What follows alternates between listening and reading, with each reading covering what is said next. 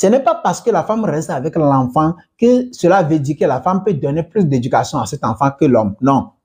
Salut les amis, c'est avec un très grand plaisir d'échanger avec vous ce soir. Et je vais super bien comme vous pouvez le voir. J'espère que vous aussi vous allez super bien. Nous allons approfondir un sujet très important qui touche plusieurs personnes dans ce monde aujourd'hui. Je peux dire presque nous tous. Ça me fera très plaisir si vous allez écouter cette vidéo jusqu'à la fin. Parce que à la fin de cette vidéo, je suis sûr que vous n'en sortirez pas bredouille. On y va. Alors, pour ceux qui ne me connaissent pas, je m'appelle Baba Premier. Je suis maçon de profession. Le sujet est très sensible et très important et a plusieurs diversions. Mais nous allons essayer d'attaquer les plus importants pour que la vidéo ne soit pas trop longue. De draguer une femme, un homme, et après tout, vous allez avoir des enfants. Ou vous vous êtes marié légalement et après vous avez des enfants. Vous avez demandé la main d'une femme, c'est-à-dire culturellement, comme on le fait dans nos coutumes, vous allez demander la main de cette femme. Et finalement, vous avez eu des enfants. Vous êtes ensemble, vous n'êtes pas ensemble, mais vous avez eu des enfants. Mais tout a été déroulé normal. Mais tout ça se retrouve sur une seule route aujourd'hui qui fait que un beau jour, et la femme serait peut-être fatiguée de cette relation à cause de certaines habitudes, de certains comportements de l'homme, ou l'homme serait fatigué de certains comportements de cette femme, ou bien quelque chose qui va arriver qui va faire que l'un d'eux va décider de se séparer de l'autre. Et c'est peut-être dans plusieurs cas, dans des cas qui ont été enregistrés depuis, c'est la femme souvent qui décide de quitter l'homme ou de ne plus continuer la relation avec l'homme. Peu importe, peut-être il y a plusieurs raisons qu'elle n'aime plus, ou peut-être qu'elle a trouvé mieux ailleurs. Oui, peut-être qu'elle a trouvé mieux ailleurs, ou il n'y a pas d'argent. Ou bien peut-être ce qu'elle espérait trouver, elle ne l'a pas, oui. Ou peut-être qu'elle ne se sent pas aimée. Bon, il y a plusieurs de ces cas-là qu'on ne peut même pas citer, finir, qui font que les gens se séparent. Que ce soit le divorce, que ce soit la séparation, en tout cas, ils se séparent. Ils ne sont plus ensemble. Maintenant, ce n'est pas ça notre sujet, au fait. Notre sujet, c'est les enfants. Qu'est-ce qu'il faut faire des enfants? Ces enfants qui causent trop de problèmes, qui devient un sujet tabou, un sujet très, très sensible. Ce qu'il faut faire et ce qu'il ne faut pas faire. À noter que les cultures n'ont pas donné de spécificités sur ce genre d'événement, n'ont pas donné des règles d'or sur ce genre d'événement. Qu'est-ce qu'il fallait faire quand jamais cela arrive? Non, pas tellement. Bon, il y a des cultures qui ont essayé, mais pas à les choses très claires. En fait, même dans des domaines juridiques, par exemple, nous allons voir qu'ils n'ont pas donné assez de spécificités. Parce que tout se repose toujours sur l'amour et la compréhension. Alors, ça devient un peu tordu. Des fois, c'est l'homme qui doit prendre les enfants ou bien c'est la femme qui doit prendre les enfants. Alors, nous, ici, nous allons vous faire comprendre pourquoi qui doit prendre des enfants et pourquoi c'est cette personne qui doit prendre ses enfants pour que l'enfant devienne un adulte, pour qu'on n'ait pas de problèmes dans notre société. Parce qu'un enfant mal élevé est une bombe atomique dans la société. Ça, vous allez me croire. Des enfants de rue fonctionnent comme les gens de rue. Et ça, c'est clair.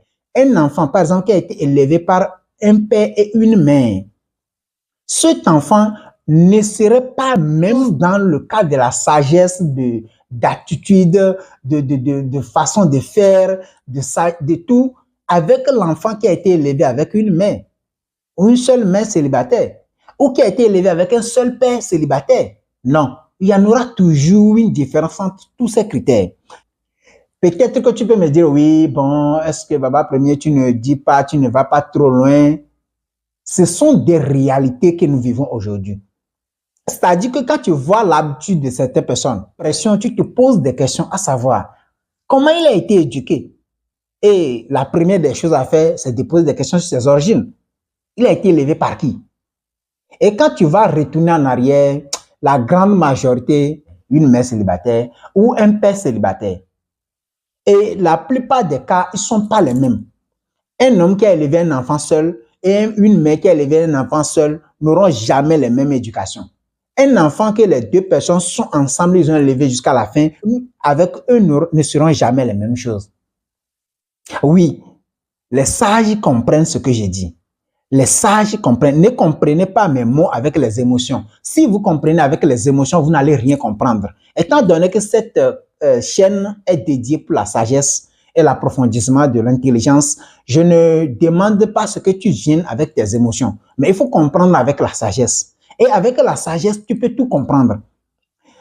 La sagesse va te faire comprendre, va te faire un trait entre ces trois personnes. Et le pire des cas, c'est un enfant qui ne connaît même pas son père. C'est-à-dire que lui, il est né, il ne sait même pas qui est son père. Mais pour le moment, nous allons rester sur ce point. Alors, ces trois catégories d'enfants, un enfant qui a été élevé par deux personnes, père et mère, et un enfant qui a été élevé par une mère divorcée ou un père divorcé. Le problème en est que ces personnes, il y a certains qui seront mal éduqués, qui vont manquer de certaines choses. Qu'est-ce qu'ils vont manquer? Ils vont manquer de pourcentage d'éducation. Notez-vous très bien que l'éducation que donne un père dans une famille, c'est-à-dire l'éducation que le papa ou ton père t'a donnée, est égale à 50%. Ah oui. Et l'éducation que ta mère t'a donnée est égale à 25%. Et il y a des gens qui sont étonnés et qui vont me dire, mais non, mon père ne reste pas à la maison, mais comment cela pourrait être possible? Oui, tu as raison. Et il y a beaucoup de gens qui disent souvent, des gens très intelligents, bien diplômés, qui disent souvent que c'est la femme qui éduque les enfants, c'est les femmes qui éduquent les enfants. Et quand j'entends ça, je ris. Ces statistiques sont personnelles, ce sont mes propres statistiques. Selon mes expériences que j'ai reçues dans plusieurs pays, j'ai fait plusieurs pays africains, je n'ai jamais mis pied en Europe, ni dans l'Occident tout entier pour dire. Mais dans des pays africains que j'ai fait, le Togo, le Bénin, la Côte d'Ivoire, le Cameroun, le Guinée équatoriale, Guinée Conakry, Guinée-Bissau, Gambie, Sénégal, Mali, Burkina et le reste, je vais vous dire que tous ces statistiques, je les ai conçus selon mes expériences vécues dans toutes ces zones. Alors, avec ta sagesse, j'espère que tu peux comprendre et peut-être tu peux me donner raison. Mais en tout cas, ce sont mes propres statistiques. Et avec la sagesse, je pense que tu comprendras. L'éducation que donne un père dans une famille africaine, par exemple, est de 50%.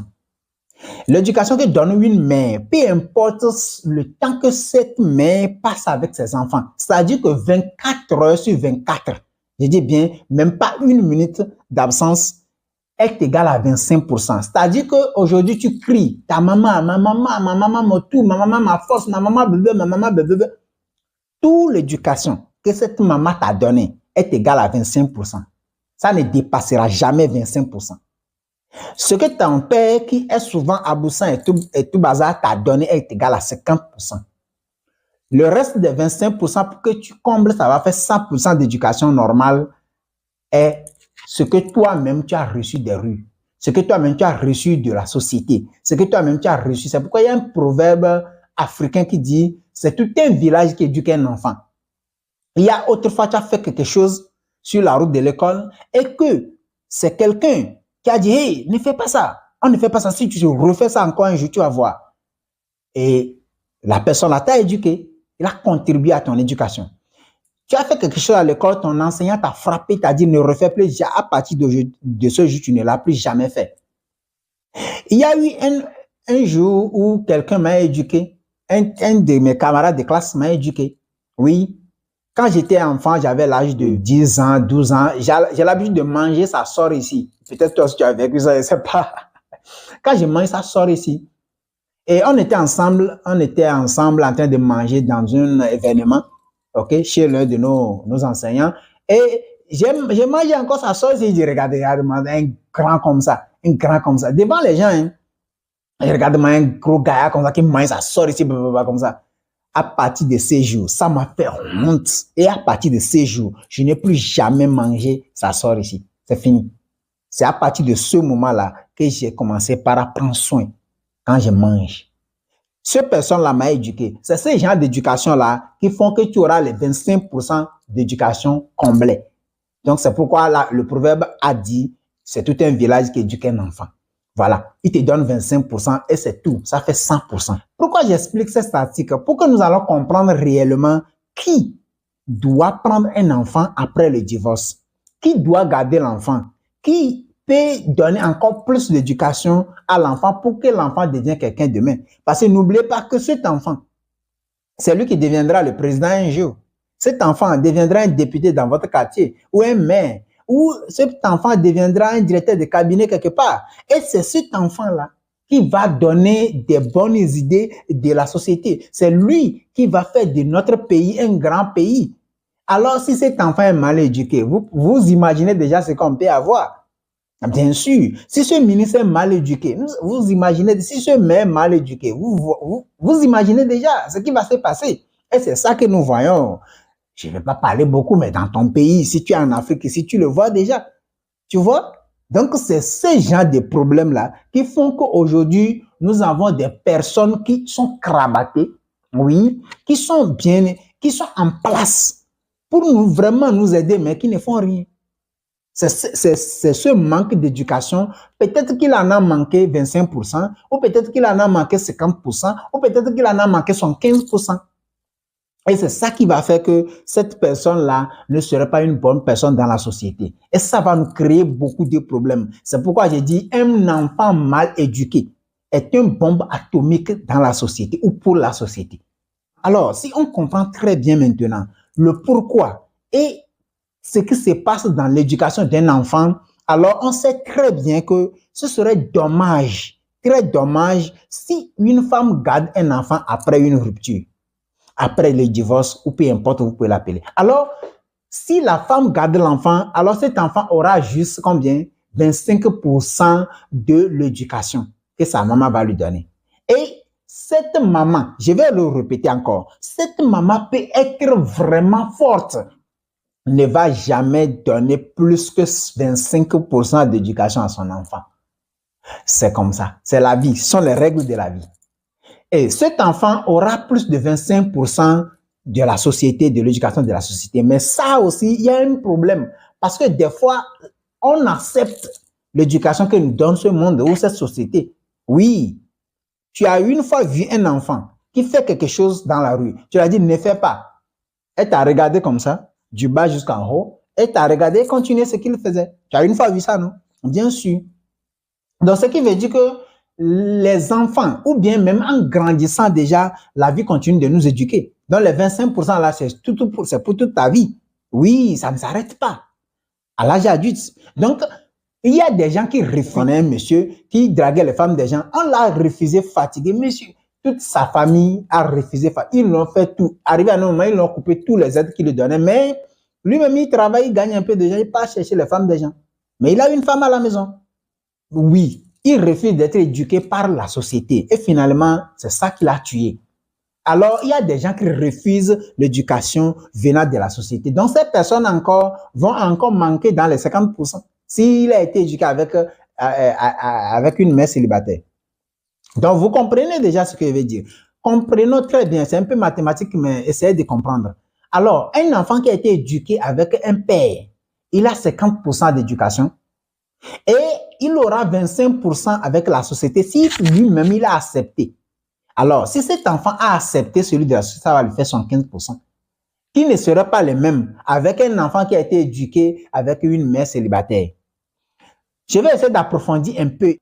Pourquoi j'insiste à ce que une femme ne peut pas donner plus d'éducation? L'homme peut faire une seule journée à la maison, mais donner plus d'éducation à la femme ou bien influencer plus cet enfant que sa mère. Ça t'a une fois arrivé où ta mère t'a dit ce que tu fais là, quand ton père va arriver, je vais lui dire et je sais très bien ce qu'il va te faire. Ça t'a une fois arrivé? Oui. Et quand ta mère te dit ça, tu es mort. Tu ne manges plus. Même des fois, même c'est elle-même qui vient te demander pardon de venir manger. Parce que tu as peur. La personne n'est même pas encore arrivée. Mais jusqu'on a appelé son nom, c'est fini, tu as peur. C'est ça, l'influence que ton père a sur toi.